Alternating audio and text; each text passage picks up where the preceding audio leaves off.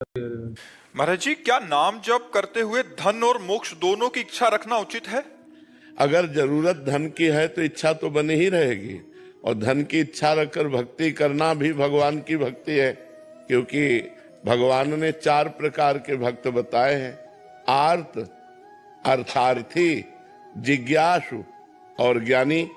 आर्त का मतलब है भारी संकट में फंस गए, अब भगवान के सिवा हमारा कोई नहीं है, तो हम भगवान को पुकारेंगे, क्योंकि भगवान के सिवा कोई है नहीं, तो भगवान हमारी संकट निवृत्ति करें, ऐसी भक्ति करना आर्त भक्ति है। तो अर्थार्थी, अब हम घर परिवार भगवान ने दिया है, अब हमको जरूरत है धन की और हमारा प्रयास निष्फल हो रहा है, अब धन कैसे प्राप्त हो, तो भगवान से तो मांगेंगे। तो भगवान से धन प्राप्ति के लिए याचना करना, ये जो भक्ति है ये अर्थार्थी भक्ति है।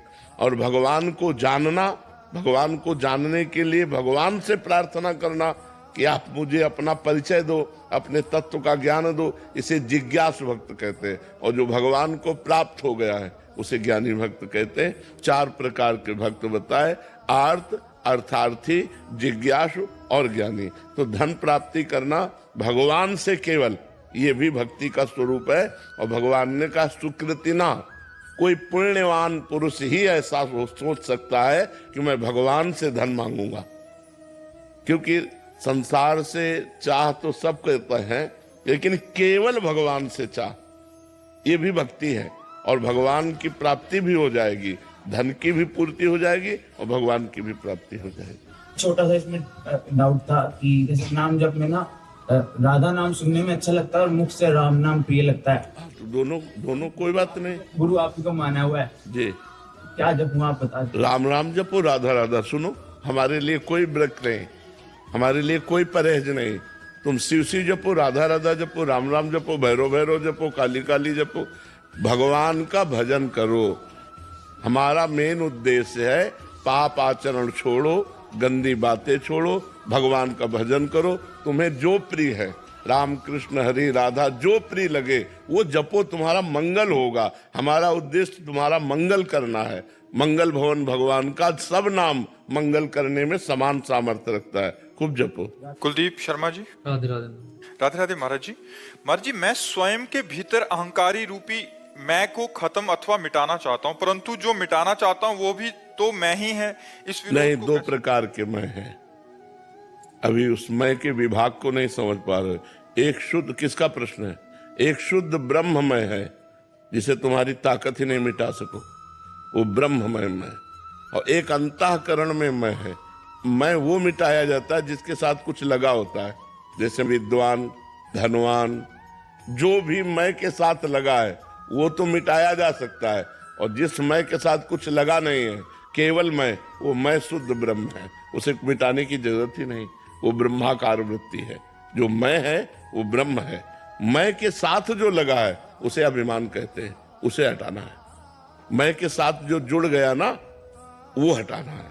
मैं विद्वान में, कुलवान में, धनवान में, गुणवान में, रूपवान में, अमुक मैं, वो हटाना है। और जो शुद्ध मैं है वो ब्रह्म में, उसे हटा ही नहीं सकते। मैं भगवान का स्वरूप है। इसी में बुद्धि बहुत चलती है मैं में। हाँ, ये मतलब अपने में ही मैं करते रहते हैं, तो बुद्धि बहुत चलती है। हाँ, बुद्धि को शांत कैसे किया जाए? नाम जप के द्वारा। उसी बुद्धि को नाम जप में लगाओ तो अपने आप ठीक हो जाएगा। नाम जप सब रोगों की दवा है, तीनों तापों का नाश करने वाला, भवरोग का नाश करने वाला, सारे पापों का नाश करने वाला, बुद्धि को इतनी प्रखर कर देने वाला कि जो राम राम नहीं कह सकता था, मरा मरा बोला, इतिहास की रचना कर दी, इतना प्रखर, त्रिकालज्ञ महापुरुष हो गया, ब्रह्म ऋषि हो गया। नाम से सब हो जाएगा। तो मतलब कैसे भी भाव कुभाव अनखाल सहु, गुरु के द्वारा नाम। अब कह रहे राधा राधा जपो, तो और गुरु का मतलब क्या? भाई राधा राधा जपो, मान लिया राधा राधा आपने सुन लिया, कोई भी नाम जप करोगे किसी न किसी संत के मुख से तो सुना, उसे पकड़ लो, वही गुरु। नाम ही गुरु है। जो मान लो बोले राधा, बस पकड़ लिया, राधा राधा जप रहे, हो गया, ठीक है। रामकेश शर्मा जी जम्मू से। राधा वल्लभ श्री हरिवंश। श्री हरिवंश महाराज जी। गुरुदेव भगवान, शरणागति की बात वैसे तो कोई भी प्रश्न रह नहीं गया साधक के मन में। फिर भी एक प्रश्न हृदय में आता है कि निकुंज में जब हम श्री जी की कृपा से प्रवेश पाते हैं तो हमारा रूप कैसा होता है? हमें क्या श्री जी का दिव्य सखियों जैसा स्वरूप मिलता है? क्या उस रूप में हमें अपने सदगुरुदेव भगवान या पहले जितने भी पूज्य संत भगवान निकुंजवासी हुए हैं तो उनका पहचान हो जाती है? हमें पता लग जाएगा राधा बाबा कौन है? मुझे राधा जानना चाहोगे तब वहां स्मृति नहीं रहेगी राधा बाबा की, वहां तो केवल राधा की स्मृति रहेगी, बाबा की नहीं रहेगी, केवल राधा की स्मृति। निकुंज में प्रवेश होते ही सब स्मृतियां शांत हो जाती हैं जगत की, केवल प्रिया प्रीतम की रह जाती है। केवल प्रिया प्रीतम, केवल दिमाग में, मन में, बुद्धि में, चित्त में, देह में केवल प्रिया प्रीतम। वहां जगत का कोई संबंध नहीं। संबंध जैसे आप सो गए ना तो सोने के बाद स्वप्न में कोई जागतिक संबंध रह जाता है कि हम अपने घर की सैया पे पड़े हुए हैं, ऐसा याद रहता है? देखो स्वप्न में नहीं याद रहता, और जब जगे तब स्वप्न भूल जाते हैं। तो जब हमारा शरीर छूटेगा तो ये सब भूल जाएगा, वो याद रहेगा जो हमने साधना की है। तो प्रिया प्रीतम ही केवल याद रहते हैं। वहां जितनी सखियां सब प्रिया प्रीतम में है। सब महापुरुष वहीं विराज, पर ऐसे नहीं पहचान सकते कि राधा बाबा है, भाई जी है, प्रेमानंद है।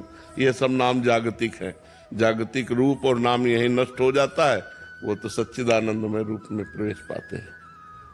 परम पूज्य सदगुरुदेव भगवान के लिए जो प्रेम मृत्यु लोक में है जी, जैसे हमने तो श्री जी को पहले नहीं देखा, जब निकुंज में पहुंचोगे तो सदगुरुदेव के इस रूप का चिंतन नहीं होगा, तुरंत हमारा जो स्वरूप है वो तुम्हारे साथ होगा।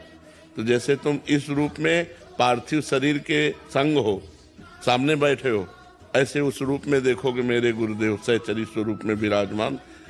वो प्रवेश होते ही प्रवेश होगा ही गुरुदेव से ही प्रवेश होगा। आओ बस साथ चल रहे हैं। तो गुरुदेव के बैच में हो गए, गुरुदेव आचार्य के बैच में, और आचार्य प्रिया प्रीतम के समीप ऐसे हैं।